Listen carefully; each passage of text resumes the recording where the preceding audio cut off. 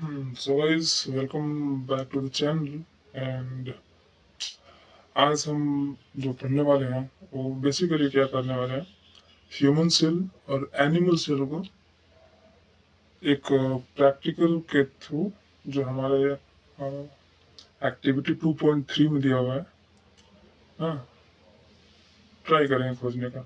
ये तो एक एक्चुअली प्रैक्टिकल का चीज़ है, बट मैं जितना हो सकेगा आपको अंडरस्टैंडिंग करा दूंगा। ठीक है, आप लैब में जाना, जो चीज़ें यहाँ पे मैं पढ़ाऊँगा उसको ध्यान देना लाइव में, कि हम सर या मैम जो भी पढ़ाएंगे आपको क्या पढ़ा रहे हैं, कैसे पढ़ा रहे हैं, ऑल द स्टफ अंडरस्टूड। सो चलो, ये जो सीरीज है लाइन बाय लाइन पढ़ाने का है, तो स्टार्ट करते हैं। Activity 2.3, right. जो एक्टिविटी है 2.3, गुड। तो पहला लिख रहा है ना कि आप पहले ना rinse your mouth with clean water, right. पहला है रिंस योर माउथ, मतलब अपने माउथ को क्या करो ना, क्लीन वाटर से थोड़ा गुनगुना करो ऐसा करके, और उसको रिंस करना, मतलब धोना है अंदर से, ठीक है, एक तरीके से। Use the blunt end of a clean toothpick and gently scrap the inside of your चिक। तो आप ध्यान दोगे ना, चिक बाहर से तुमको पता है गाल क्या होता है, ठीक है। जहां पे आप बाहर से छूते अपने गाल को, जस्ट उसका अंदर का पार्ट, मतलब जो तीत है, दांत है जो, ठीक है, उसका जो अंदर साइड है, जीभ की तरफ नहीं, उसको उल्टा गाल की तरफ, उस एरिया को एक ब्लंट एंड का मतलब होता है नुकीले, हल्का सा टूथपिक देखो, उसका एक एंड ब्लंट होता है, मतलब नुकीला होता है, उसको यूज करो, जेंटली हल्का स्क्रैप करना इनर साइड में, ठीक है ना। अब उसको क्या जो जो टूथपिक को स्क्रैप किया होगा अपना चिक से, चिक को सॉरी, टूथपिक से, ठीक है, उसको ना एक ग्लास लाइट लेना। ग्लास लाइट लगभग ऐसा दिखता होगा, एक रेक्टेंगुलर शेप का रहता है ऐसा, ठीक है। टूथपिक उसको इवनली डिस्ट्रीब्यूट कर देना, ठीक है, स्प्रेड कर देना ऐसे। एक वाटर का ड्रॉप रहेगा उसमें डालना ऐसे, ताकि वो थोड़ा क्लीन हो जाए, ठीक है। उसके बाद एक स्टेन आता है तुम्हारा, क्या बोलते हैं, लैब में होगा ना, जिसको बोलते हैं मिथाइलिन ब्लू। ये इम्पोर्टेंट हो सकता है एग्जाम पॉइंट ऑफ व्यू से, ठीक है। ऑल दो मैं यार एग्जाम पॉइंट पढ़ाता नहीं हूँ मैं, और मैं आपको, मैं मेरा मानना है ना कि आप एग्जाम से ज़्यादा नॉलेज के लिए पढ़ो, that is more important, right. हाँ, नॉलेज के लिए पढ़ो, अच्छी बात है, एग्जाम्स वैसे भी निकल जाते हैं। हाँ, मिथाइलिन ब्लू एक डाई है, स्टेन है, जो कि आपको लैब में होगा, बिल्कुल होगा, आप लैब जाओगे तो ना। उस जो आप ग्लास लाइट यूज किए होते, जो ग्लास लाइट के ऊपर जो आपने सैंपल ले रखे थे ना, उस पर हल्का सा ऐड करना है ना, एक फ्यू ड्रॉप्स, हल्का सा, एक ड्रॉप्स काफी होता है ना। वो अब देखो क्या है ना, अब बात है कि अब कोई पूछता क्वेश्चन की क्यों मिथाइलिन जो ब्लू है क्यों ऐड करते हैं, ये देखो क्या होता है ना, सेल्स में ना जनरली सेल मेम्ब्रेन होते हैं, न्यूक्लियस होते हैं, साइटोप्लाज्म होता है, ठीक है। तो मिथाइलिन ब्लू क्या होता है ना, इनको पेनिट्रेट कर जाता है, और सेल मेम्ब्रेन हो गया, न्यूक्लियस मेम्ब्रेन हो गया, साइटोप्लाज्म, सबको एक तरह का ब्लू कलर देता है, जिससे आपको ना माइक्रोस्कोप में देखने में इजी होगा, ठीक है, राइट।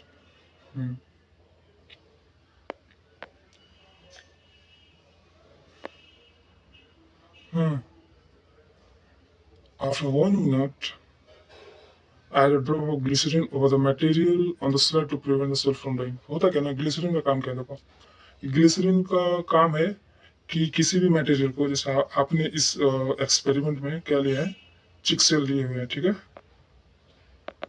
ना। तो ग्लिसरीन जब आप ऐड करोगे ना, जब आप ग्लिसरीन ऐड करोगे तो होता क्या है ना, वो ग्लिसरीन इस चीज को ड्राई होने से बचाता है, जो आप सैंपल लियो उसको ड्राई नहीं होने देता, ठीक है। और इसको लॉन्ग टर्म के लिए भी प्रिजर्व करके रखता है थोड़ा, कि आप सैंपल को थोड़ा देर बाद भी देखो, सैंपल अच्छा रहेगा, ठीक है। नाउ केयरफुली, और आप स्टेप में देखो, now carefully place a clean cover slip on the material. एक कवर स्लिप आता है, वो ऑलमोस्ट स्क्वायर शेप का होता है, ठीक है, और स्लाइटली थिन भी होगा एज कंपेयर टू किससे, ग्लास लाइट से। ग्लास लाइट थोड़ा सा थिक होता है, ठीक है, बट कवर स्लिप थिन होता है, ठीक है।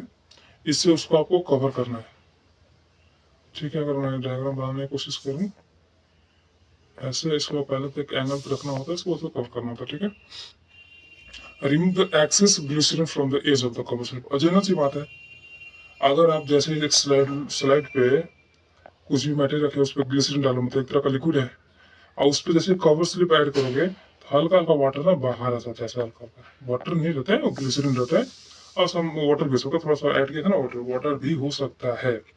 इसको क्या करना है ना, एक पेपर आता है, इसको ब्लॉटिंग पेपर बोलते हैं, शायद यहाँ मेंशन होगा आपका। हाँ देखो, from the edge of the cover slip using blotting paper. देखो ब्लॉटिंग पेपर होता है तो ब्लॉटिंग पेपर से क्या करता है ना, ब्लॉटिंग पेपर हाईली अब्जॉर्बेंट जैसे काम करता है कि आपको चीजों को ऑब्जर्व करो, लिक्विड को वो एब्जॉर्ब कर लेता है, ठीक है। अब क्या करो ना, जो तुमने बनाया स्लाइड, ये फाइनल स्लाइड हुआ, ठीक है।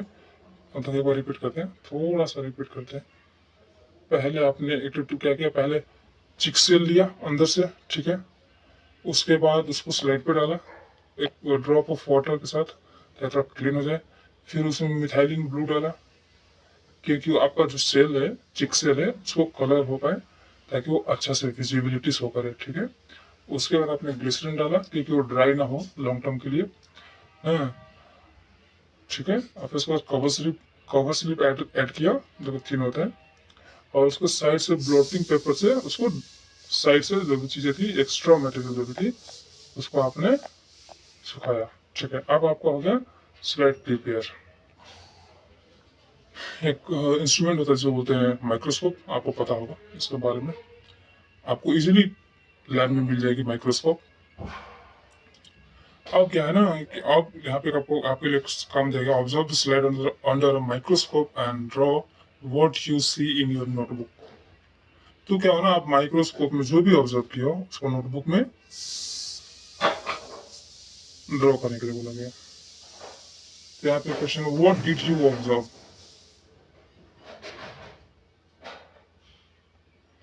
You will observe a polygon shape. आज थोड़ा सा बाहर यार सही नहीं लग रहा है मेरे को, बट चलो ट्राई करते हैं। आपको बाहर से आवाज आ रही है, ठीक है। You will observe a polygon shaped structure as shown in the 2.4। ये जो यहाँ पे आप देख सकते हो 2.4 में, राइट, ह्यूमन चिक है, ह्यूमन चिक सेल है, ठीक है। पॉलीगन को मतलब है मेनी साइड्स, आप अलग अलग साइड्स, मतलब अलग अलग शेप का एक स्ट्रक्चर दिखेगा, जिसमें आपको आउटर साइड को हम बोलते हैं सेल मेम्ब्रेन, ठीक है। सेल मेम्ब्रेन, बीच में न्यूक्लियस होगा, इसको न्यूक्लियस बोलते हैं। आगे है तुम्हारा साइटोप्लाज्म, जो दोनों स्पेस के बीच में रहते हैं, ठीक है। समझ में आया। बेसिकली सब जो हो ब्लू कलर में होंगे क्योंकि आपने क्या डाला था, मिथाइलिन ब्लू डाला था, ठीक है। दीज आर चिक cells which forms the inner lining of your mouth. तो जो पॉलीगोनल शेप आपको देखने को मिला वो क्या है, चिक सेल है, जो कि आपका इनर लाइनिंग ऑफ माउथ बनाता है। What similarities and differences did you observe between the cells of onion peel and human chick cell? ये आपसे क्वेश्चन पूछा गया। तो मेनली क्या होता है ना, वही तक क्या होता है। और आप अभी 8th में हो, तभी और आगे जाओगे तो बहुत कुछ मिलेगा, लेकिन अभी मेनली जो है आपको जो अनियन सेल्स है, मतलब प्लांट सेल्स जो है, अनियन सेल्स जो है, ठीक है, इसमें एक और एडिशनल लेयर मिलता है जो कि जिसको बोलते हैं सेल वॉल, ठीक है, सेल वॉल। अब जब हम बात करते हैं ह्यूमन सेल, चिक सेल का, इसमें तुम्हारा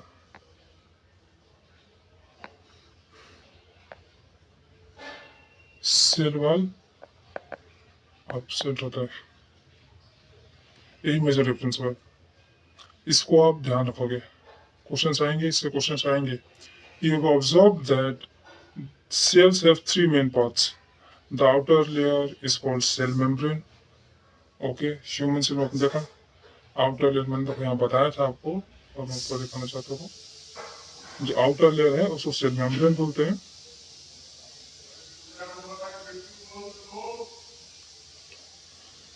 The round structure in the middle is the nucleus.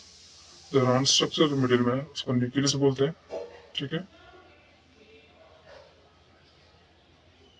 और यहाँ और बात करना है तो which is also covered by the thin membrane, ठीक है। हाँ, यहाँ पे एक मेम्ब्रेन होता है जो कवर्ड होता है, इसको बोलते हैं न्यूक्लियर मेम्ब्रेन, क्योंकि न्यूक्लियस जुड़ा हुआ है तो न्यूक्लियर मेम्ब्रेन भी होता है, ठीक है। The space between cell membrane and nucleus is filled with cytoplasm। तो मैंने बोला था ना, एक जो सेल मेम्ब्रेन है और न्यूक्लियस के बीच में जो भी स्पेसेस है वो क्या साइटोप्लाज्म होते हैं, ठीक है। These three cells, these three, देखो यही तो तुमको सीखना था, देखो यहाँ पे स्टेटमेंट है। These three cell membrane, cytoplasm and nucleus are the basic parts of cell। आप जब नॉर्मल कोई भी सिंपल माइक्रोस्कोप या कंपाउंड माइक्रोस्कोप में देखोगे तो आपको ये तीन चीजें इजिली ऑब्जर्व होंगी, ये बेसिक पार्ट है, ये होंगे तो सेल है, ठीक है, नहीं तो नहीं। Some cells like onion peel cells have an extra outer layer called cell wall. देखो यहाँ पे मैंने आपको क्लियर कर रखा था कि ये देखो ऑनियन सेल में सेल वॉल है और ह्यूमन चिक सेल में सेल वॉल नहीं है। What is the importance of this structure in the cell. अब यहाँ पे क्वेश्चन पूछा गया, सब जो स्ट्रक्चर्स है इसका इंपॉर्टेंस क्या है। What functions do they perform, क्या फंक्शन जो परफॉर्म करते हैं। Are this functions important for the maintenance of life. ये जो फंक्शंस हैं क्या लाइफ को मेंटेन करने के लिए इंपॉर्टेंट है। ये सब क्वेश्चन का आंसर आपको आगे मिलेगा, ठीक है, इजीली मिलेगा भाई। आप केवल पढ़ने पे ध्यान दो, एक बुक रखना साथ में, एनसीईआरटी का जो भी बुक पढ़ा रहा हूँ मैं, कॉपी रखना और जो मेन इंपॉर्टेंट पॉइंट होंगे उसको नोट कर लेना, ठीक है। The cell membrane encloses cytoplasm and nucleus। So basically क्या है ना भाई, सेल मेम्ब्रेन एक बाउंड्री क्रिएट करता है, सिंपल में याद रखो। साइटोप्लाज्म और न्यूक्लियस को इनक्लोज करता है, मतलब बाउंड्री क्रिएट करता है, ये सेल मेम्ब्रेन के अंदर ही। चलो इसको मैं क्लियर नहीं बनाता, ठीक है। जो सेल मेम्ब्रेन है, ये सेल मेम्ब्रेन है, आउटर पार्ट है, ठीक है। सेल मेम्ब्रेन बीच में जो होता है न्यूक्लियस होता है, तो ये जो क्या है ना, एक बाउंड्री ऐसा एक्ट कर रहा है। यहाँ पर साइटोप्लाज्म है, ठीक है, न्यूक्लियस है, तो इसके अंदर इनक्लोज है। The cell membrane separates one cell from the another। जरा सी बात, अगर जितना भी सेल आप देखोगे सब चिपको होंगे आपस में, लेकिन सॉरी इसको थोड़ा, हाँ, लेकिन ये ना, ये दोनों सेल का अलग है करेगा कौन, ये सेल का ये बाउंड्री जो है, जो सेल मेम्ब्रेन है, ठीक है।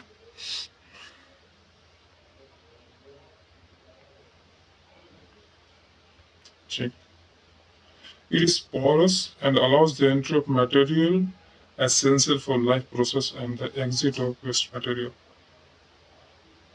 अब देखिए आपका क्वेश्चन था तुम्हारा, what is the importance of structure in the cell. तो देखो इम्पोर्टेंस यही सब है ना, क्या फंक्शन परफॉर्म करता है। इट इज, सॉरी, हाँ, इट इज पोरस, ठीक है ना, मतलब इसमें पोर्स होते हैं, स्मॉल स्मॉल पोर्स होते हैं सेल मेम्ब्रेन में, ठीक है।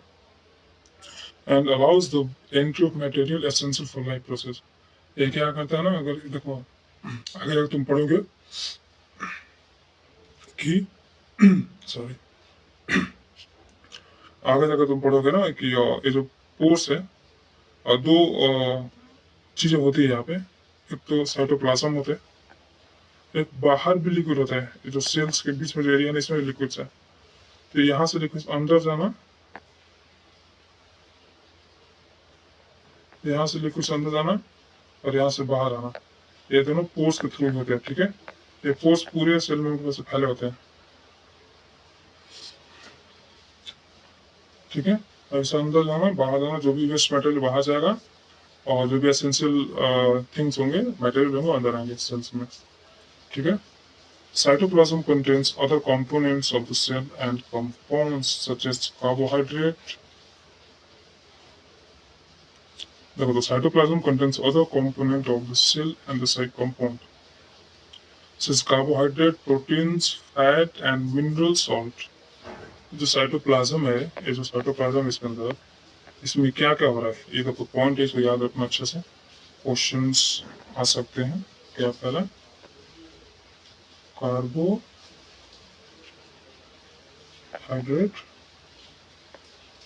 ठीक है, प्रोटीन, फैट्स, ठीक है, मिनरल सॉल्ट्स।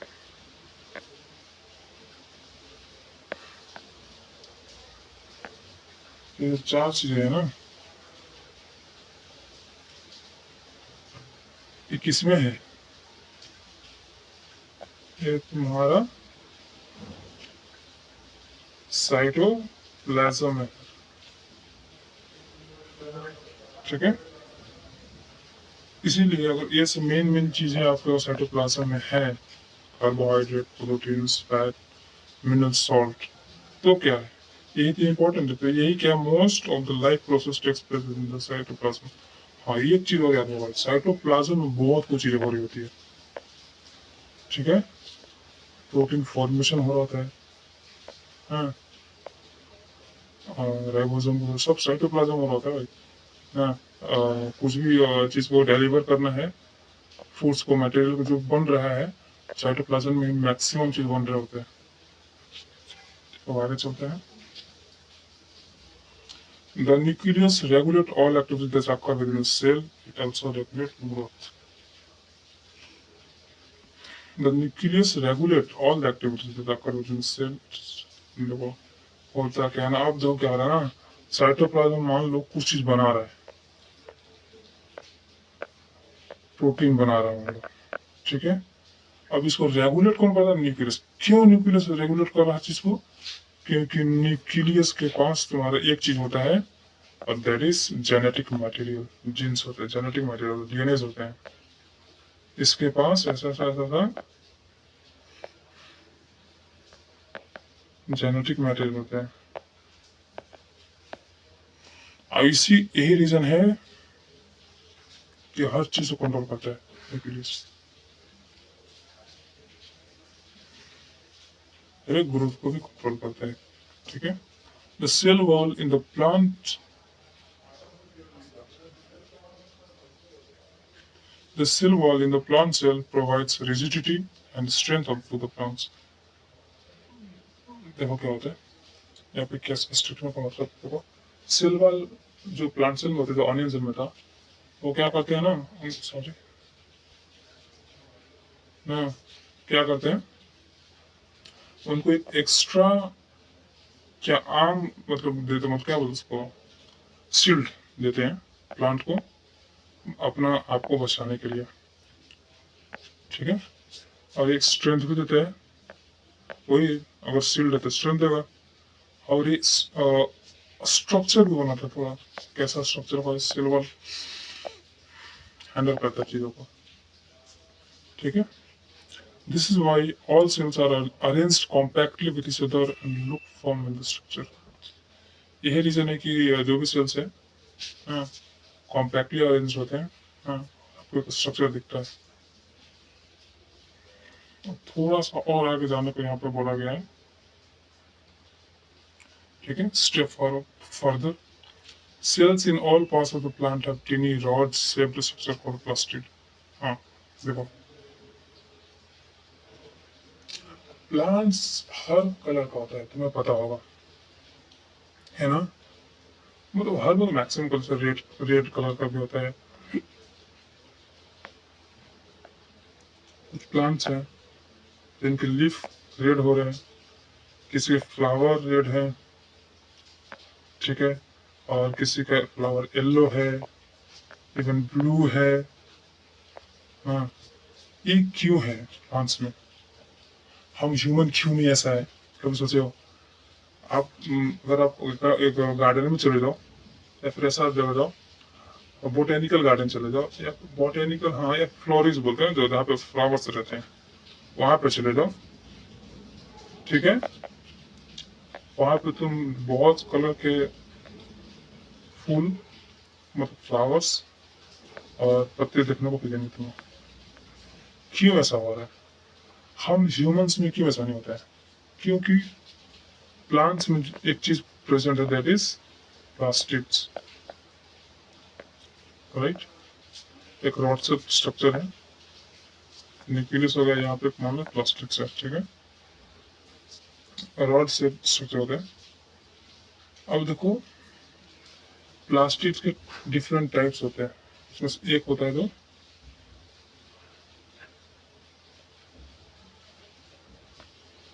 सीरियस करना पड़ेगा।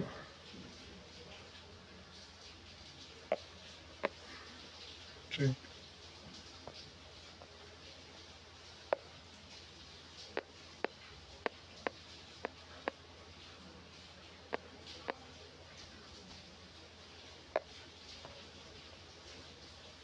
सॉरी, मैं देखना चाह रहा था क्या हो रहा है। ठीक है, कुछ ग्लिच है। ठीक है, तो प्लास्टिक प्लास्टिक का डिफरेंट टाइप्स होते हैं। उसमें से एक जो फेमस है, जो सबको पता होगा, दैट इज क्लोरोप्लास्ट।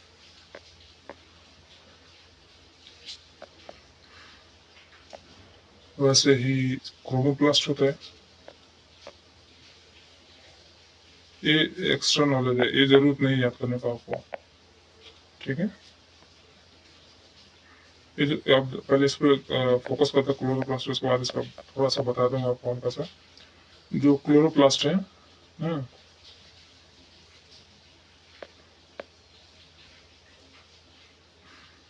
जो क्लोरोप्लास्ट है ना, उसमें क्या होता है, क्लोरोफिल्स होता है। अभी यही एक रीजन है जिसके कारण प्लांट ग्रीन दिखते हैं, ग्रीन इन कलर। ठीक है, ग्रीन देखो यार, और यहाँ पे लिखा हुआ है सम प्लांट्स लाइक। और यही जो क्लोरोफिल्स है, उनको फोटोसिंथेसिस कराने में हेल्प करते हैं। किस क्या चीज कराने में? Photosynthesis, right? एक तरह का ना फेनोमेनन है, प्रोसेस है बोल सकते हो, जिसमें प्लांट खुद फूड बनाता है। ठीक है, right? In non green plants they help in storage of substances. और कोई ऐसा प्लांट्स है जिसमें जो ग्रीन कलर में नहीं है, उसमें जो क्लोरोफिल है, क्या करते हैं, कुछ स्टोरेज का काम करते हैं, कुछ सब्सटेंस को स्टोर करते हैं। ठीक है, plant cells also have a large empty looking space called vacuole, right? एक और चीज मतलब प्लांट सेल बना रहा हूँ मैं आपको।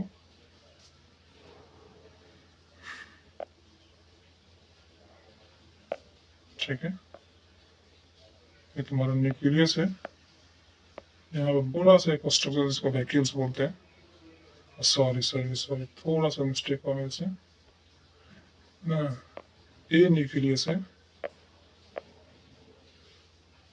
और इसको वैक्यूल्स बोलते हैं, बड़ा स्ट्रक्चर होता है। हाँ,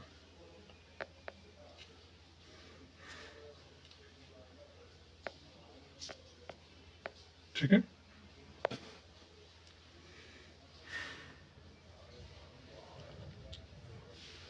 ये क्या करता है, वैक्यूल्स का काम किया, this helps the plant cell store important substances, get rid of waste and maintain the shape of the cell। तो बेसिकली क्या कर रहा है ना ये, सेल से कुछ इंपॉर्टेंट सब्सटेंस को स्टोर कर रहा है, और वेस्ट मटेरियल उससे उससे सेल को मतलब गेट इट मतलब आज़ादी दे रहा है, मतलब आज़ादी नहीं, मतलब उसे बाहर निकाल कर फेंक रहा है, तो उसे सेल्स पे लोड कम पड़ रहा है, ठीक है। And maintain the shape of the cell, वे कहीं ना कहीं सेल का शेप मेंटेन करने में हेल्प करते हैं। This gives strength and support to the plant, ये सब चीजें जो है स्ट्रेंथ और सपोर्ट प्रोवाइड करता है प्लांट को, ठीक है। In animal cells vacuoles are usually not present, तो होता क्या है ना, यही तो चीजें डिफरेंस बनाते दोनों को, कि एनिमल सेल्स में वैक्यूल्स ही नहीं हो रहे, ठीक है। If present there is very small, अगर प्रेजेंट है भी तो बहुत ही स्मॉल है एज कम्पेयर टू प्लांट्स, ठीक है। These small vacuoles store certain substances dissolved in water, और है प्रेजेंट छोटा सा, तो कुछ ऐसा सब्सटेंस जो वाटर में डिजोल्व है उसको स्टोर करता है, ठीक है। So a cell is not just a simple bag of liquid. यहाँ पे इतना बताने के बाद सेल में सेल मेम्ब्रेन है, साइटोप्लाज्म है, न्यूक्लियस है, और थोड़ा और डीप जाने के बाद प्लास्टिड्स है प्लांट सेल्स में, वैक्यूल्स है ना, क्लोरोफिल है। इतना चीज होने के बाद आप एक तो चीज समझ गए होंगे कि cell is not just a simple bag of liquids, केवल लिक्विड नहीं है इसमें, इसमें बहुत सारे स्ट्रक्चर्स भी हैं, ठीक है। It is a complex structure made of many different parts, each with its own special functions to allow the cell. एक सेल्स में बहुत सारे स्पेसिफिक स्ट्रक्चर्स हैं जो जिसका काम भी अपना अपना अलग अलग है, स्पेसिफिक वर्क करते हैं, ठीक है। And into the entire organism to, और वो अपना अपना काम करते हैं, और इससे क्या होता है ना, सब अपना अपना काम करते हैं, तो एक तरीके से क्या करो ना, पूरा ऑर्गेनिज्म एक सिस्टमेटिक वे में वर्क करता है। मैं देखो बेसिक लेवल पे इतना सिस्टमेटिक है, और उसको कंबाइन करके आपको अपना बॉडी को सिस्टमेटिक वे में काम करा रहे हैं। और अगर आप सबसे डीप पे जाना चाहोगे तो देखो ये सब चीजें कहाँ से स्टार्ट हुई थी, सबको कंट्रोल कौन कर रहा है, स्टार्ट नहीं, कंट्रोल कौन कर रहा है, दैट इज न्यूक्लियस और हमारा जेनेटिक मटेरियल। हम आप इतने बड़े हो, ह्यूमन हो, इतने बड़े हो, 40 50 60 केजी का होगे, ठीक है। तो सोचो तुम इतने बड़े हो, सब अच्छे से आपका हाथ काम कर रहा है, eyes, mouth, nose, ear, everything is working ना in a proper way because of the nucleus. There is one thing that is present in the nucleus is DNA material or genetic material. Understood?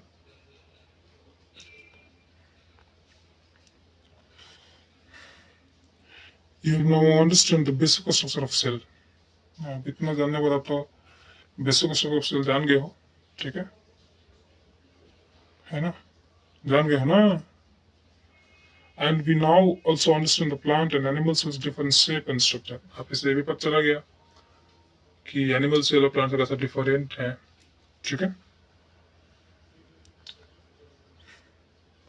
चलो आज के लिए मैं इतना ही रखता हूँ, मैं और नेक्स्ट वीडियो में देखो और इसके आगे चलेंगे हम, ठीक है। अच्छे से रहो, हाँ, पढ़ाई करो, अच्छा स्कोर करो, ठीक है। Thank you.